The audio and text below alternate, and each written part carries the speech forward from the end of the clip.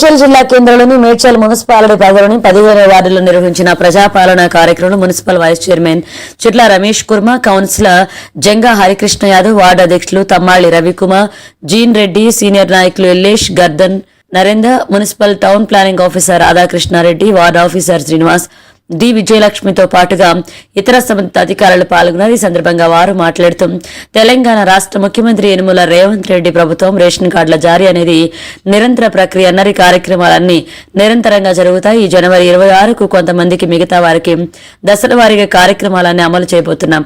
Elections లో మాట ఇచ్చినట్లుగా 200 యూనిట్ల ఉచిత విద్యుత్ అర్హులందరికీ అందిస్తున్నామని, మహిళల ఉచిత ప్రయాణానికి ఆర్టీసీకి ప్రతి నెల 300 కోట్లు కడుతున్నాం.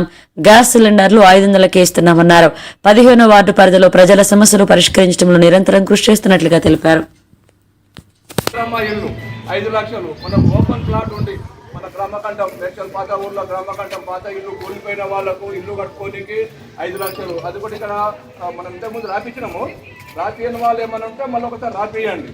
మళ్ళీ ఇంకోటి ఇంద్రమ్మ డబల్ బెడ్రూమ్ ఉన్నాయి కదా, ఇంద్రమ్మ ఇల్లు వాళ్ళే కూడా ఇప్పుడు ఇంతకుముందు ఇచ్చిర్రు. మళ్ళీ ఏమన్నా అప్లై చేయాలనుకున్న వాళ్ళు అప్లై చేసుకోవచ్చు. ఇంతకుముందు ఇచ్చిన వాళ్ళకి కొన్ని సెలక్షన్ అవి ఉన్నాయి. అది ఇవి అన్ని కలిపి తర్వాత మళ్ళీ గవర్నమెంట్ డిక్లేర్ చేస్తుంది. అది ఇంకోటి పింఛన్లు కూడా నిరంతరం ఇది వచ్చినాయి.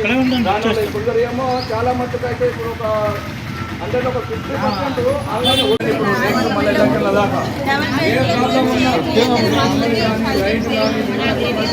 ఏది ఉన్నా, రేషన్ కార్డు కానీ, ఆరోగ్యశ్రీ కానీ ఏది ఉన్నా ఒక ఫోన్ కొట్టండి, మీ దగ్గరకు వస్తాను నేను.